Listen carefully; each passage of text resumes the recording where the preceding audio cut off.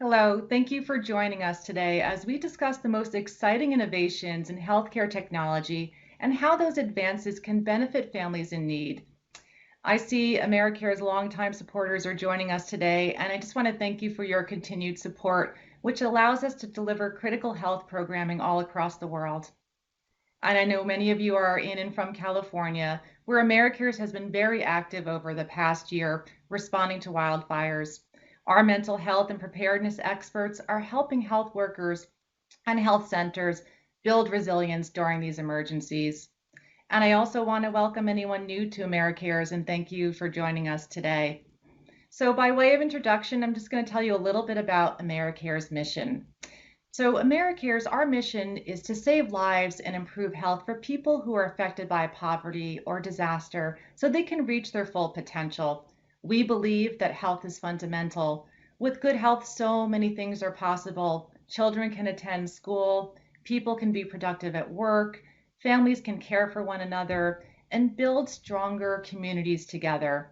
But poor health puts all of that at risk.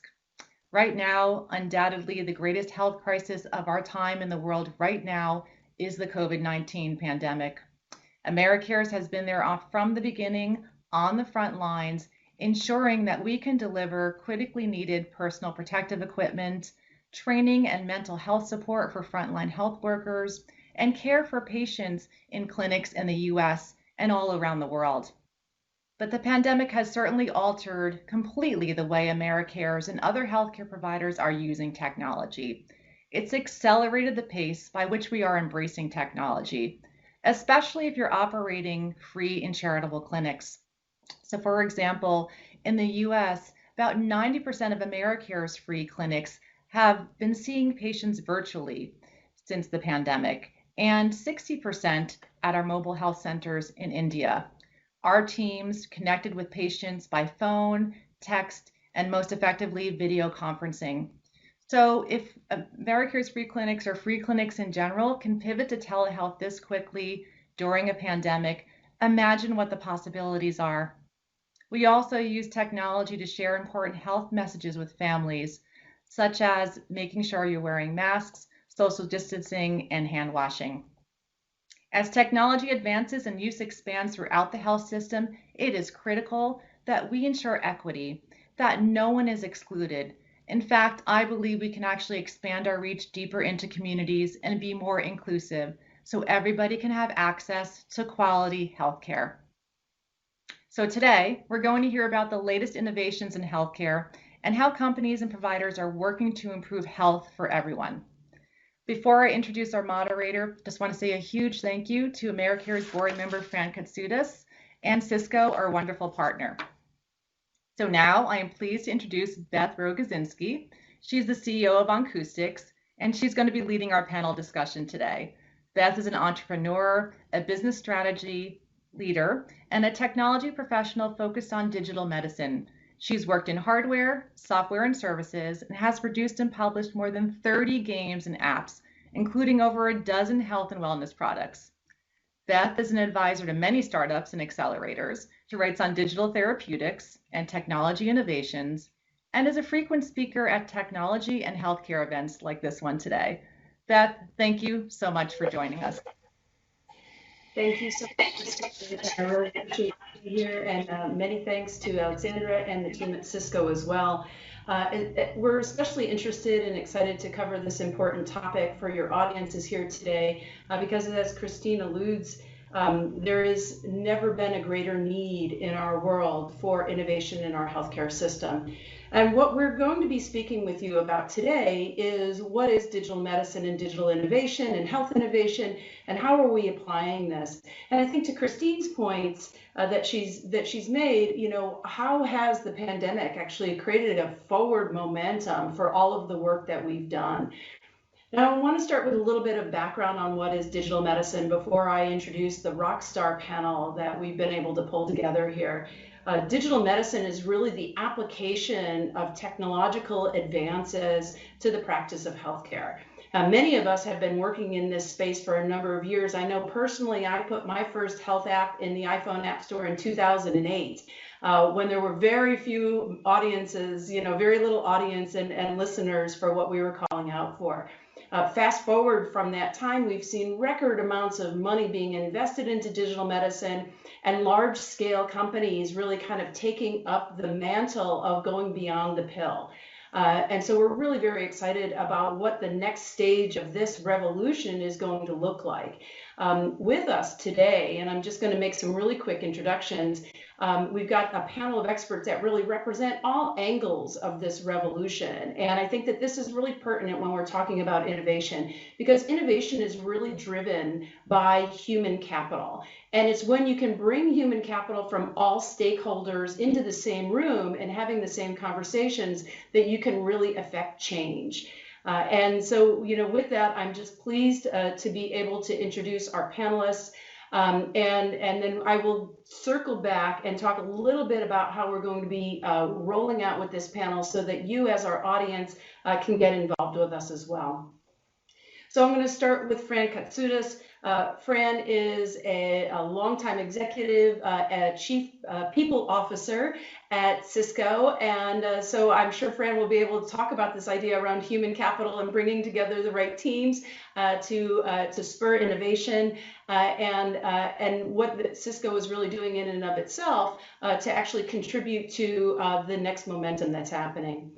Komathi STEM is a longtime pharma executive that has managed over 500 people at different pharmaceutical companies and was brought on to Roche Genentech's Innovation Center. While at Roche Genentech running innovation for that company, she spun up a number of different companies, including Science 37 and Monarch Bionetworks, and is currently the COO of Glooko.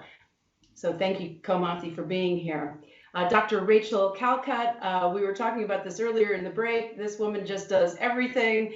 She's a practicing surgeon. She's been involved in health innovation, currently runs digital and IT, looking at how data can be applied to help improve clinical workflows in her workplace, currently at UC Davis. So thank you very much, Rachael, for joining us, Dr. Callcut. So as you can see, we're really representing all angles of the ecosystem that needs to come together to spur innovation. And one of the things that we'll be doing is I've got questions for each of our panelists, but we're looking forward to engaging and interacting with you as our audience. You represent out there, we were privy to take a look at who's joining us, so thrilled to have you all here. You represent not only technology and philanthropy, but each of us has a human body. And so we're all intimately invested in healthcare. So we look forward to hearing from you as well.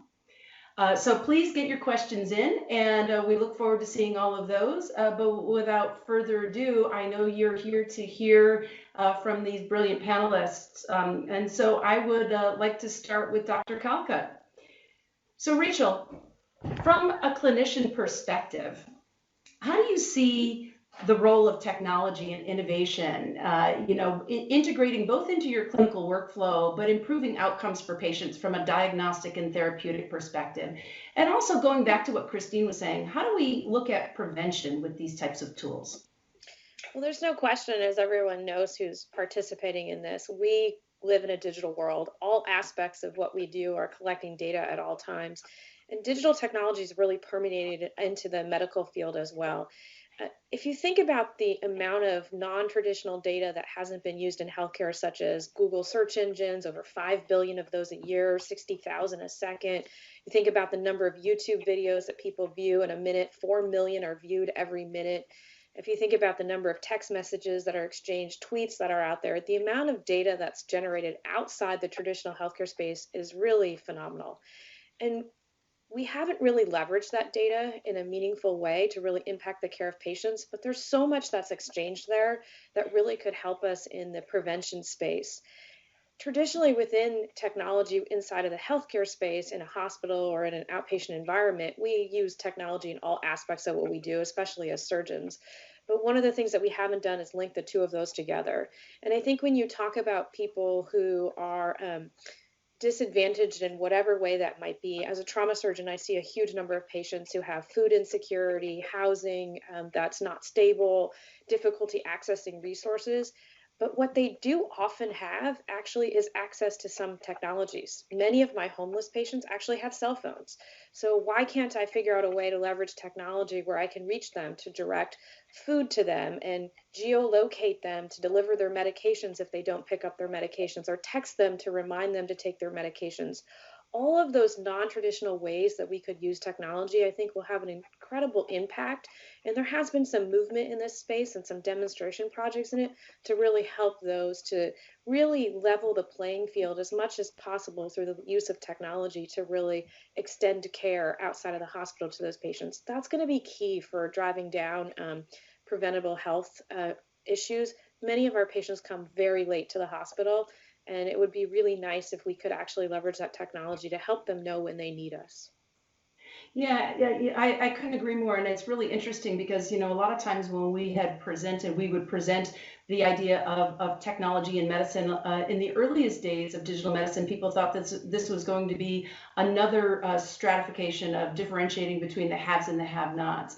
But Deloitte and Health Tech for Medicaid actually did a really interesting survey in surveying Medicaid patients. They actually use technology for their healthcare about 34% more than patients that have, employer-paid insurance or other good insurance policies. So the people that are at the greatest need are utilizing this. In my own experience, we created a therapeutic intervention for patients with schizophrenia, and our homeless patients and patients with schizophrenia used digital medicine and health technology, again above the average there. So really interesting. And I think that there's also an opportunity to provide this technology to folks, and there have been some programs that are doing that. So are you seeing in your work, Rachael, that this is actually helping to level a playing field? I think there's the issues of disparity in medicine are so complex that they're really challenging and difficult problems. But I am seeing that we have opportunity to really connect in different ways with our patient populations that have been marginalized in some way or another. Telehealth, we're going to talk a little bit about that later, I'm sure, but telehealth is one of those leveling of the playing field. I now, through people's comfort levels with telehealth and some of the regulatory changes that have happened, honestly, and been accelerated because of COVID out of necessity, which I don't think will roll back, allow me to reach our patients that are 4 and 5 hours away that traditionally would maybe not come see a tertiary care center and would only seek local care, even though they may not be able to optimize what they need at that local facility because they didn't want to travel or they couldn't travel. We can reach those patients, and the tolerance for it is really improved, I think, because of the pandemic. It's one of the silver linings of the pandemic in my eyes. So I do think that we're starting to see some leveling of that playing field, and we've learned as healthcare providers, we were probably some of the more resistant providers. We've learned that we can actually deliver an extraordinary amount of care through technology and digital realms. And I think it's really changed healthcare in ways that won't revert post-pandemic. Yeah, no, I agree. And I think that removing friction points for patients, whether it be costs or, driving a couple of hours or getting daycare for your kids leaving work, is one of the big promises of digital medicine. And Komathi, this actually speaks directly to the work that you're engaged in, and also the work that you were engaged in with remote clinical trials. You're particularly tackling a specific disease, diabetes, and especially in its type 2 form, it directly impacts people in lower socioeconomic levels disproportionately to others. I would love to hear from you, your thoughts on, the opportunity that you've seen with Glooko to help patients to, provide just-in-time services, and your thoughts around the pandemic as well. Sure. Thank you. Thanks for having me.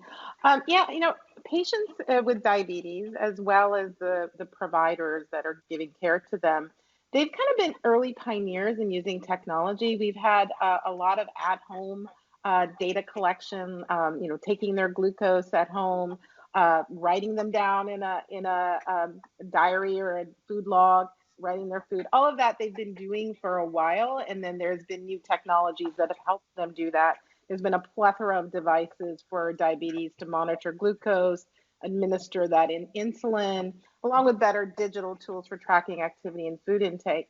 But as Dr. Callcut said earlier, there's a lot of data being generated out of that, and there's a heavy cognitive overload, both for the providers as well as the patients. They have to review all that data and how do they get through all of it and make those daily decisions that are really critical in diabetes. And that's where the value of some of these connected care platforms like Glooko, where they help to aggregate data from numerous data sources. They visualize it and present it in a way that they can absorb the data very quickly, reduces that cognitive burden, as well as helps them process that very quickly to make better decisions, whether at the provider level or at the patient level. And that is driving better outcomes. We are seeing patients that are on our remote patient monitoring, driving their A1C down in just 3 months by a point, and 1.5 to 2 points in 6 months. So we're seeing some really drastic changes just by being able to make it simpler for them to collect and use that data. COVID has certainly accelerated the timeline and the adoption for these different platforms. We've certainly seen that. It's really not only replaced that clinic episodic care with virtual care, but it's also provided more of a longitudinal care approach to patient care. So particularly in chronic care management, the use of more remote patient monitoring and better reimbursement codes to really help the providers have a sustainable model around that. But I think COVID has really hit the vulnerable populations really hard and has really exaggerated the disparities that we have in our healthcare system. There was a New York Times analysis that I was reading back in December that in 2020, we actually had 100,000 more deaths in the US attributed to diabetes in 2020 than the year before. And that has to do with a lot of significant disruption to the care that many patients, vulnerable patients, experience. And, if you're at a point where you're trying to decide if I'm going to make my rent, or I'm going to make my car payment, or I'm going to go in for my my clinic visit, they're often not choosing their health or refilling their medication and so forth. And that's where I think more tools that can help them participate. Most of these patients, they or somebody in their family system has a smartphone. And with Glooko and other connected care platforms, we can deliver that care during their lunch break or something where they don't have to take time away from that. I think those are really, really important solutions, not only in the time of the pandemic, but really sustainable moving forward. And I think there's been a huge paradigm shift in our ability to do this and the confidence to be able to do it. It's very exciting times. Yeah, it's really interesting what you're saying. I think that the pandemic has shined a bright light on all that was wrong with our health system. And our health system as it exists is really well designed for acute care and acute interventions. But it's something like 80% of all mortality, 90% of all morbidity is now attributable to chronic care conditions. And until we can actually have a system that can effectively deliver chronic care interventions, we'll never be able to tackle those issues. And I agree that the most vulnerable populations have been hit disproportionately, both economically as well as from a health perspective with this. Komathi said one other thing that I want to make sure that we circle back to is this idea of the clinical decision support and the data, because sometimes we get this tidal wave, a tsunami of data coming at us, and it's difficult, that much data is as good as no data, right? And so it's, I think, contingent on us as technologists to be able to create a triaging system that enables both, clinical decisions from a clinician perspective, but also from a patient perspective, and what do they prioritize. So we'll certainly look to come back to that, but I want to talk a little bit about the integration that Komathi was talking about, right? So Glooko actually has these systems where patients can do their monitoring and the like, and then we've seen a rise in this telemed. And with this lens on COVID, I know, Fran, that your groups at Cisco have been really involved been trying to contribute to the telemedicine, both integration and creating a frictionless opportunity for patients to integrate all of these, what we call, IOMT, the Internet of wearable things or medical things, into their support. So I'd love to hear a little bit more from you about what you and your teams have been working on. Yeah, thanks so much. So, first of all, I would say for so many companies, as we stepped into COVID and the realization of all of these needs, something that was really important for us from a Cisco perspective was to really think about how we wanted to navigate and to support not only our employees, but also the communities. And so we put our focus on 4 key areas, and it's fascinating as I listen to everyone today, because I think for many of us, we started to naturally go to focus first on the most vulnerable. And we could define the most vulnerable in so many different ways at any given phase of the last year. We put our focus on family and community. We then really looked at research and resilience, and this is where some of the amazing innovation that is coming, we see will not only allow us to navigate the pandemic, but will create a much better, I think, relationship to health for our communities. And then the last thing that we looked at was really strategic recovery. And the way that has looked as we've navigated through, first, the leverage of video as it relates to telehealth. And in the US, I think we've seen a 50% increase. It was funny because at the time, I think we realized we really didn't have a choice. But now what we're learning, and I talked to someone recently at Stanford who said that, for a child having to talk to their doctor, being able to do it from their family room, where they feel most comfortable, was actually a blessing that we hadn't thought about, and just how that comfort can really then change the discussion as well.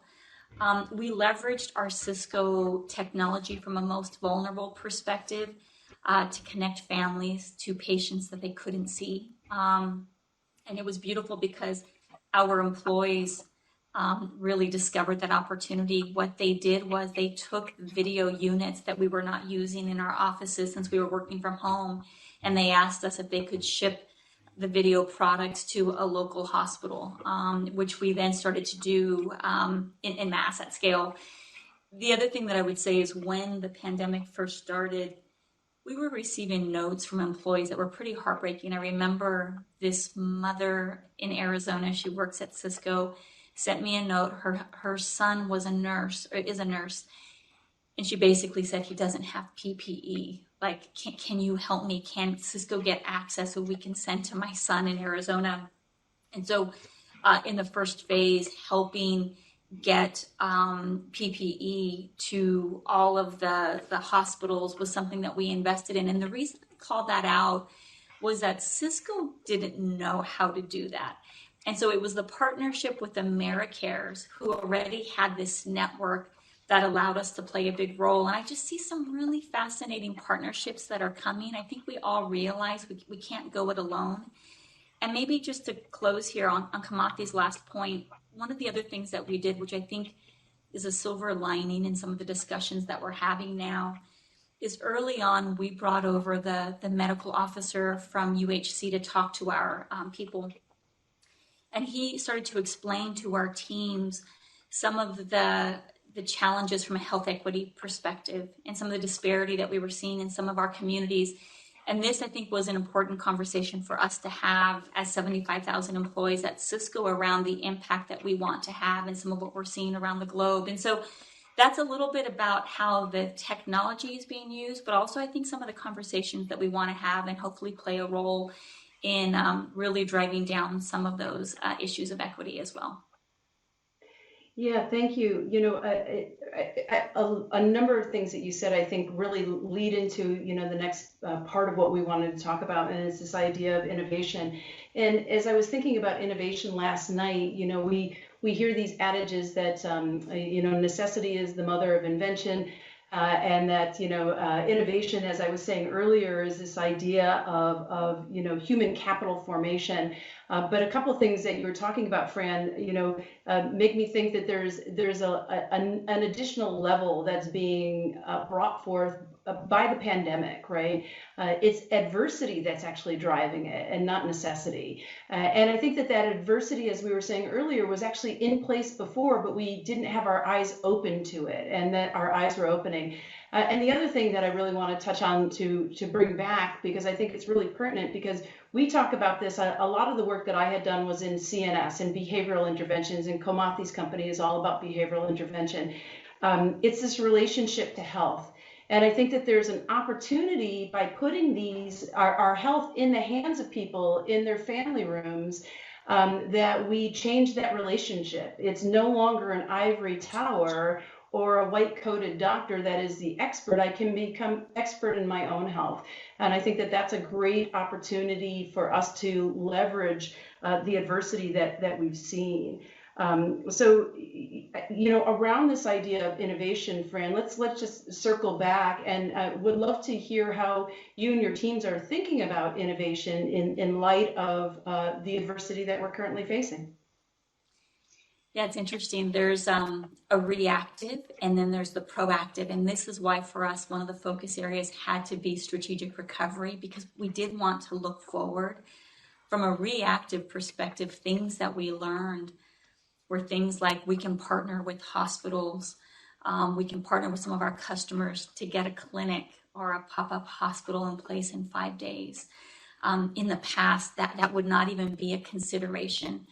From a recovery perspective, and as we look forward, it's the data insights and the ability to educate our people in the communities around some of their numbers, helping them to understand when it is that they need to reach out to make a call when something doesn't look right. But what we see is that requires a tremendous amount of trust.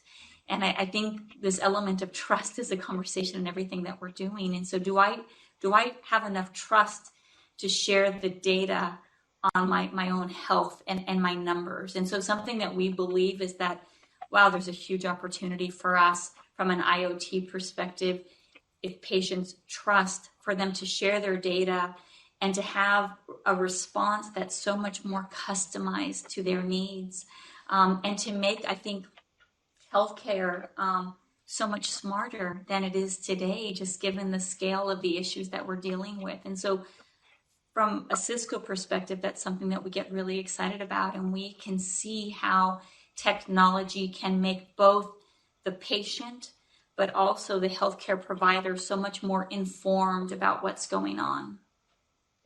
Yeah, absolutely. And, I think that it really does take a village. And in this case, I would love Rachael to actually bring you into the conversation, because as Fran is talking, how does she as Cisco partner with a hospital? And I know that as you're running an innovation center around data and AI, and I really do want to have you speak a little bit to this trust issue, because especially in 2020, we've had all kinds of trust issues across all spectrums, beyond health in our world. And I think that this is such a big concern.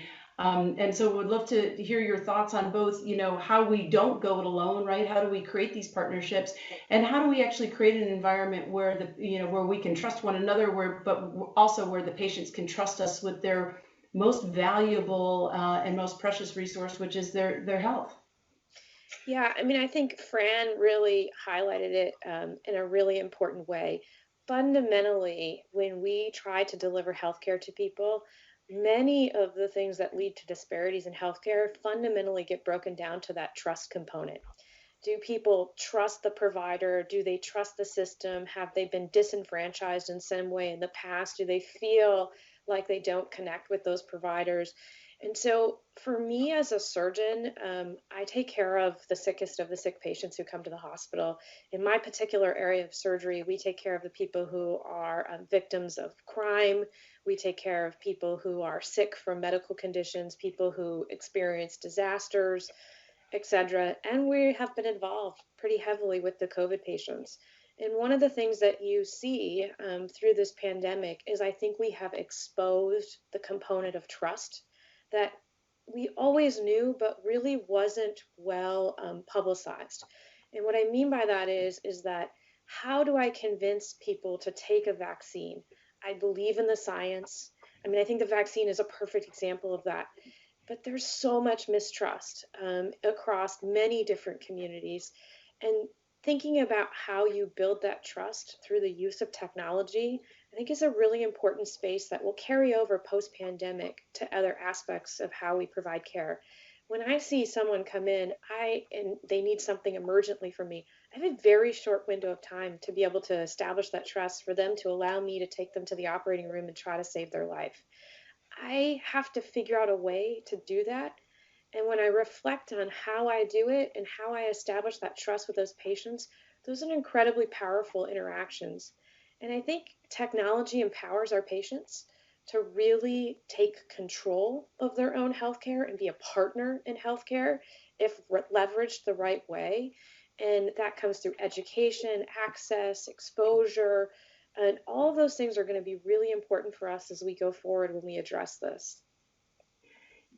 Yeah, absolutely. And, in my experience in digital medicine, I've never been involved in a company, and I actually don't think strategically it's valuable to try to disintermediate the clinicians.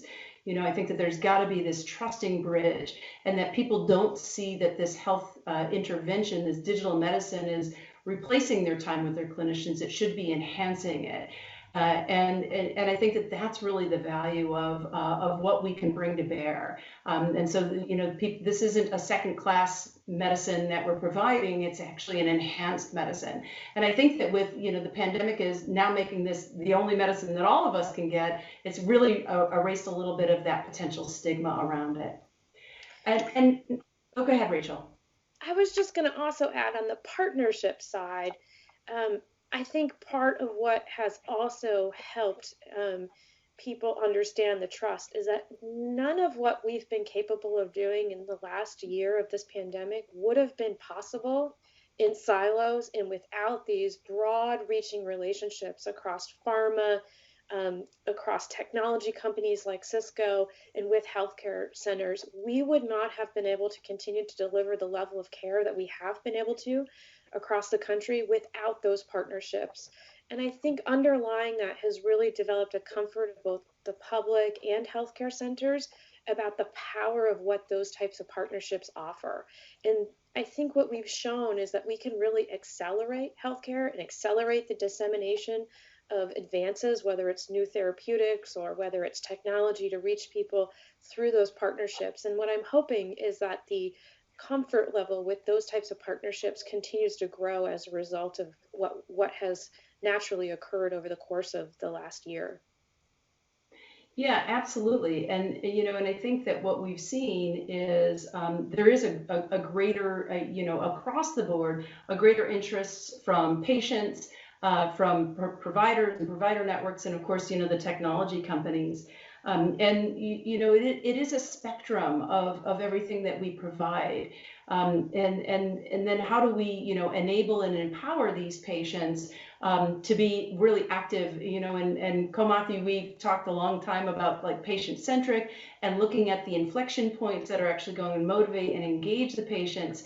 And so, how do you see from your wearing your hat at Glooko, how do we get the patients more involved in this trust environment, in this ecosystem that is now evolving?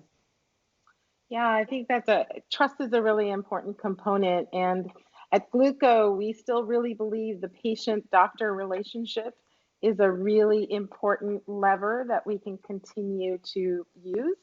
But as we scale and as we get a growing gap of providers to the number of patients that need care, that gap is growing, and the ability for healthcare providers to spend that quality time with their patient is going down. So we have to get creative and innovative about how do we mobilize that really important relationship. And so I think that's where you introduce technology, but how can you humanize it so that the patient and the doctor can continue to grow their relationship? Because when that relationship is strong, it's clear that the outcomes are better.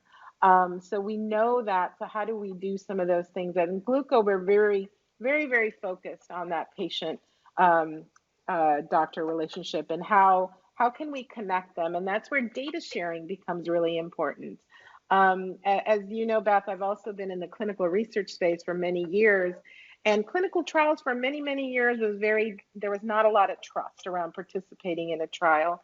And what we find is that when you can educate patients around what's going to happen with their data, how is it going to bring them immediate value, and is there a greater purpose that by data sharing they're contributing to, majority of the time, people are willing to share their data. So I think there's a lot of education that needs to go around it. And then ultimately, we're delivering immediate value that's more customized to that. And that's, I think, this is where we can use a lot of the great machine learning and AI technology that's coming into play in the background to deliver more customized, personalized information so they don't feel like they're just a cog in the wheel, right, of a huge healthcare system, and that their doctor actually really cares about them and is providing personalized care.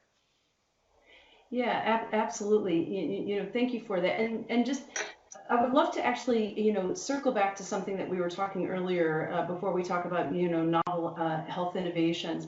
And Komathi, your company is involved in a lot of monitoring and collecting a lot of data.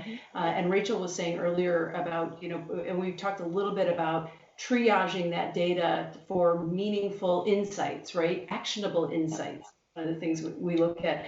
We would love to, talk a little bit about what you see coming as like the next level of both passive data collection and active data collection, and then how we might be able to drive some actionable insights and improve health outcomes. Sure. Well, I think the first thing is there's so much data now that's being collected more passively. And when we can make it passive, the compliance and the ability to get that data consistently, exponentially improves. An example I would give you is taking your glucose readings. If you're using a glucometer, you're taking it 5 or 7 times a day. Each time is a painful pinprick, and the compliance isn't great, but that data is really important to understand progress and outcomes and what decisions you should be making around your food or your insulin intake. But now with the ability to do a continuous glucose monitor, you just put it on, you don't have to think about it. It's passively collecting that data every 5 minutes. And we are getting such great information, and the cost of that technology is going down. So I think this concept of how can we make more of the technology passive as much as we can. I mean, you have examples of sensors in the walls detecting fall detection, or even our phones and our watches now are collecting how much movement we're doing. All of that is providing really nice passive. But then you've got the data on top of it where we're starting to do a lot more pattern recognition. For example, in the Glooko platform, we might be able to, we tell patients, we notice that every Monday you seem to, go out of range in your glucose. Is there something different you're doing on Mondays, and you should be aware of that? Maybe you should do something different. Other things as for the clinicians themselves, as I mentioned earlier, there's just such a gap in the number of providers to provide care to patients that it's hard for them to, if they have 30 patients and they're constantly looking at their data to figure out which ones to pay the most attention to. And that's where some of the predictive analytics is starting to become very important. You're starting to detect trends and then ultimately start to identify, hey, these 3 patients out of your 30 have a higher probability of maybe having more hypoglycemic events. So let's reach out to them, let's educate, let's figure out contextually what's going on. Maybe there's some intervention we can provide. And I think all of those is going to become more and more important to providing better care. And then also in the diabetes space, we're starting to get a lot more closed loop systems where different technologies are actually interacting with each other and making decisions. So the continuous glucose monitor is measuring the glucose, and the insulin pump is making decisions on how much insulin to deliver based on real-time analytics. I think it's a really exciting time for really leveraging technology to provide better care at scale. But we have to be careful to make it humanistic at the same time. Yeah, absolutely. And Rachael and Fran, I want to come back to both of you on this issue because Rachael, you talked earlier and you run a big data and AI center of innovation at your hospital network, and would love to, to hear your thoughts from a clinician on, swimming through the tsunami of data and how you make meaning of that. And then we'll circle back to Fran, because I know that you've got teams at Cisco that are working on some of the algorithms that Komathi is talking about to extract meaning from the mountains of data. But Rachael, let's start with you and hear what you're working on at your hospital. Yeah, so we have actually been extremely proactive and decided that we needed to have a systematic approach to how we evaluate what has high utility to bring into our health system. So we've actually stood up a team and that works to understand how these algorithms are developed, how they're built, what the end user is, to make sure that the return on the investment for the providers who are interacting and the patients who are interacting with these tools are really seeing incremental improvement.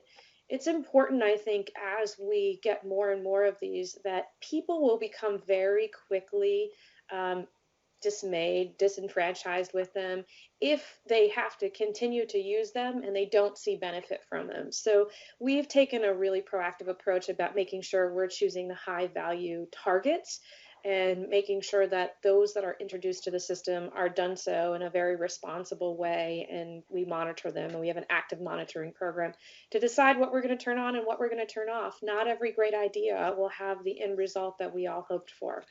I do think one of the really exciting spaces in terms of trying to harmonize data and draw attention to appropriate things are tools that are designed, and maybe they're not the most exciting tools or the ones that get the biggest press, but the tools that actually help us provide more efficient care and improve the patient experience actually are the ones that are potentially the most impactful for both the providers and the consumers of healthcare.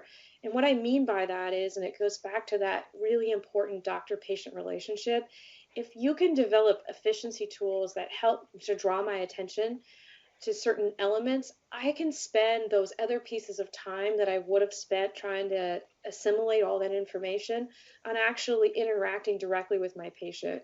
And that's a really important, I think, component of technology that we often don't think about in terms of the hospital. The data is overwhelming to a clinician, and my brain can't assimilate all that information. And certainly the less experienced provider has even more difficulty in assimilating all that information. And so we're talking about developing tools that can really model my intuition as an experienced surgeon, as an example, so that you can export and lower the learning, like speed up the learning curve and export the knowledge that I have. Those kinds of tools could be really incredibly impactful for our patients and providers.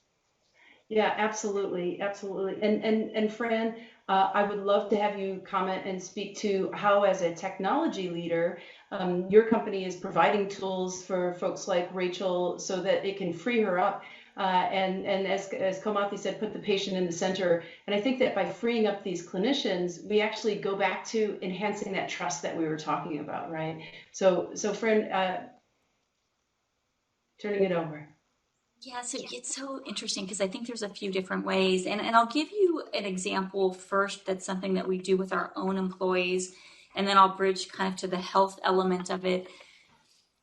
First, I would say, as we were going through the first few months of the pandemic, something that we realized, and I think this is bigger than corporations, is that we had to increase the communication with our people. And so we went from having meetings once a month to actually having meetings on a weekly basis. And within the meetings, we would bring in both a medical professional to answer some of the basic questions because we realized that was just top of mind.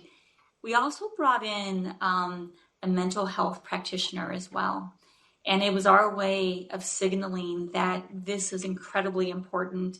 We want to always remove the stigma around mental health. But where I'm going is we leverage technology to understand the sentiment of our employees. So we knew on a weekly basis as we were going into a session where their sentiment was, and we were able to leverage sentiment analysis to understand that. And the reason that that's important is that it gave us insights at the we level versus the me level. And we do believe that privacy is a human right. And so being able to collect this, but not having the insights to say, hey, Fran is in this horrible place, but to say, hey, within our company, there are people that are really struggling. was important. I think this is something that we need to look at from a healthcare perspective as well. The other place that Cisco plays is because we believe that privacy is so important, the security products that we have can really help our customers feel confident that a video exchange is going to be absolutely secure. Something that we've seen and something that we're very, very passionate about is, over the last year, we've seen video being leveraged from a mental health perspective so much more than it has been in the past.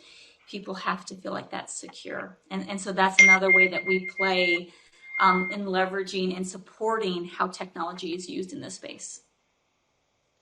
Yeah, great. And, and I think that, all of the things that you're saying really kind of bring us back to this idea of trust, right? If privacy is a human right and we can communicate that and the level of security, then we can actually enhance that level of trust. I think that, I want to actually take this last few minutes that we have, this last 10, 15 minutes of our discussion here to look forward a little bit. And I want to start with Fran, because something you were saying just really ticked in my mind as one of the greatest needs moving forward, and that's to address mental health. I think the second wave of this pandemic is a mental health crisis, and it has been a largely stigmatized, and a crisis even before. It was a huge unmet need even before the pandemic. But I would love to hear your thoughts on, where you see the advancements and strategies, what advancements and strategies are really needed to address some of these issues, both for the 75,000 lives that you guys cover, but also for your larger ecosystem that you're working with. Yeah, it's funny because I think Rachael said this. Sometimes it's the most simple things. It doesn't sound that exciting as I share this, but I think these are some of the biggest breakthroughs. So here are a few examples. What we learned as we were going through the crisis is that our people, when they reach out to ask for help, they want to talk to someone that has similar shared experiences, and how we could connect our employees to practitioners that had that understanding was a shift for us. And it was something that truly impacted the experience. I think how we match the person asking for help and the expert, and how we find folks that have that commonality, is incredibly important. The second thing that I would say, which is quite simple, is that we realize in some cases people were not ready to talk to someone, but they were willing to text to someone. And so from a technology perspective, providing an offering where our people could text an expert was another simple step that we took. Our technology can help others, create that type of communication as well. But I would say that has been a shift for us.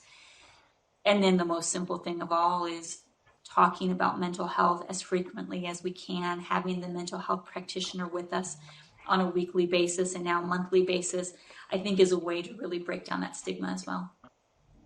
Yeah, thank you for that. I think all three things that you said are super pertinent. Mental health is actually underlying all other health conditions, even an acute condition like a car accident or a trauma.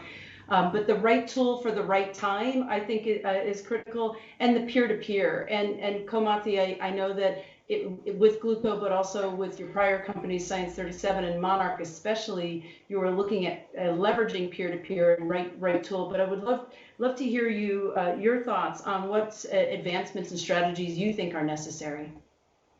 Well, I think the application of behavioral health in our technologies could be very powerful to unlock the potential of the human mind, if you will, to overcome the limitations that we put on ourselves to achieve better outcomes. So all the techniques and tips that they do in behavioral health could be used in chronic condition management to improve better compliance, better outcomes, all of that. So I think that's it's starting, and I don't think we're quite there, but there's a lot we can do there. And then the other one is just, breaking down the silos of data and creating better sharing of data across the ecosystem. And, right now the patients are kind of getting more and more ownership of their data. And so therefore they could be mobilized to share their data, but also big institutions sharing more so that we can get that population level view and we can do better population health management. to really prioritize and identify the patients that are at most risk and provide those interventions. And then I think the last thing I would say is I'm super excited that Moore's Law actually exists in healthcare, and it's in devices and technology. The cost of technology and devices is going down every year, and that makes it more accessible for some of our vulnerable populations. So I'm really excited about that as well. Yeah, absolutely. Rachael, I'd love to hear your thoughts. I mean, there's so much that you can bridge on and build to, right tool, right time, breaking down the silos for data. I love the idea, and it is true. I mean, think about all of our first wearables and where they've come from there. So it's a really rich field for advancement. Yeah, I mean, I think there's just been enormous growth in what I term the non-traditional sensor data space. So all of those wearable devices, video cameras in houses to help people age more seamlessly and remain in their home, etc. There's been an incredible amount of growth in that space. And I think paired with that, part in due to the pandemic, but also in part to do just with where the field has found itself, we are now poised to have to really solve some of those challenges from a regulatory standpoint, from a platform standpoint with regards to data sharing and how do we do it. I think one of the most important things that I would be remiss if I didn't communicate in a platform like this and in a forum like this with everyone is that responsible development of the technology is incredibly important, because the risk is high for us that if we make a misstep, we will lose all the trust that we've gained across the communities that use the technology. So for example, if I roll out an artificial intelligence algorithm that has an unintended consequence, whether that's exacerbating a disparity in the way that care is rendered, or it assists in decision making and makes a wrong and catastrophic decision, that will set us back tremendously. So the component of learning how we can actually share data to validate these algorithms in a real world setting is an incredibly important feature to the development and dissemination of these technologies. And the closer that these technologies are in these algorithms or what have you that we roll out in the digital world to actual patient care that's provided, that end user care, the more important the stakes are. So if I make a small mistake in a relatively low risk setting, the consequences are not as high as if we make them in an acute care setting, such as where I work. And that's going to be a really important part of that. And I'm proud to be part of a team that's rolling out some technology called Beekeeper AI that's going to try to address how we can share data in a more optimum way to really speed the development and the dissemination of validated tools. Yeah, absolutely. I think that, and it's interesting because we started a discussion around data in the beginning, and it's such a critical thing that all four of us keep coming back to it. And I think an issue around data, especially in an AI setting, is we have a GI/GO problem, as we say in tech, garbage in, garbage out, right? So I think it's contingent on us to make sure that we're getting the right data in, and that we're not, taking the existing biases that data will sometimes have and having that be exponentially explosive into the future of healthcare. And so, we're coming close to the end of our time together. And so I just want to give everybody an opportunity to talk a little bit about the future of healthcare. And, I know it's difficult with our magic balls, right, with our crystal balls to predict the future, but I think that what might be a little bit easier is to say where you think it should go. Because, intention are the seeds that we plant to harvest the flowers of tomorrow. So Fran, why don't we start with you? I'd love to hear your thoughts and your intentions. Yeah, so after that last piece of the conversation, I have to say the first thing that I would focus on is inclusion in technology, because the realization is the more that we have inclusion of all in this data work, in the algorithms, we're not going to have the issue that Rachael just mentioned. And so from a Cisco perspective, the way in which we try to play a role there is through the networking academies that we have around the globe. They're in over 100 countries. We have more than 2.5 million students that we train every year. And we're committed to ensuring that those academies have students that are incredibly diverse, because I think this is a big, big part of the solution. The other thing that I would say is everything that we can do from a technology perspective to really enhance the communication, the connection, and the trust is where you will see Cisco continue to play. And then, of course, with that element of security, as we think that will allow us to just have the confidence to continue to take steps in this space. Great, excellent. Thank you, Fran. Komathi, any last words on the future of healthcare? Big subject, 2 minutes. Sure. I would love to see passive, continuous, longitudinal care for all.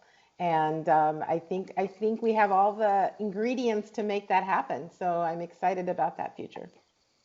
Excellent. And Rachael? Yeah, I would say two specific things, and both I think are equally important. The first I would say is I would love to see us get closer to real-time analytics, and smart clinical decision support is going to require continuous learning environments, and we're not there yet. There's a lot of hope and promise about it, but most of what we put into place right now are relatively static in terms of the digital healthcare space. And we need to have algorithms and technology that evolves as the patient care evolves and can do that close to real time. The other piece that I would say, which is somewhat related and somewhat unrelated, is I would really like to see the patient stakeholder group really be fundamentally at the core of how this technology is developed and disseminated. I have ideas as a healthcare provider how I think that patients want to interact with the technology, but I think it's really important when we design and develop these that is the center focus. How are they going to use it? How do they want it displayed to them? Because we can come up with great technology, but if they're not willing to use it, it's not going to work. And so I think that increased involvement of patient stakeholder in the development of technology across companies and healthcare systems is really an important component that is not realized its full potential yet. Yeah, absolutely, absolutely. Well, I want to offer my thanks to the three of you. It was a really spectacular conversation. I think that, based on this, we can all, aim where we're going, right? Skate to where the puck is going to be, not where it is, right? And so I so appreciate this. And at this time, we're going to be turning it back over to Fran, actually, who is going to close the session for us. Thank you so much, Beth. Really appreciate it. I have to tell you, this is one of those panels where it's great to be on the panel, but I could listen to the three of you all day long. So thank you so much. Cisco is very happy to host and sponsor this event. I want to just share that as I've listened to everyone today, we can see that despite the fact that we're going through some tough times, there's a silver lining. We're learning a lot, and we can see the role that technology will play as we move forward. I want to also just share that this message around partnership, I think, is so important. I don't think there's a single organization that can go it alone. And I know that for Americares, partnering with organizations like Zipline, a medical drone delivery company that provides essential medicines and products to remote health facilities, is just like one example of so many that we have. And we will continue to lean into those partnerships as well. Innovations in the tech sector, I think, can drive some life-changing benefits, which is amazing. And we just need to continue to come together with that focus on the most vulnerable. I want to say a huge, huge thank you to Christine Squires. Her leadership from an Americares perspective is absolutely phenomenal. And I just thank her for bringing all of us together. So thank you, Christine, and thank you, Americares.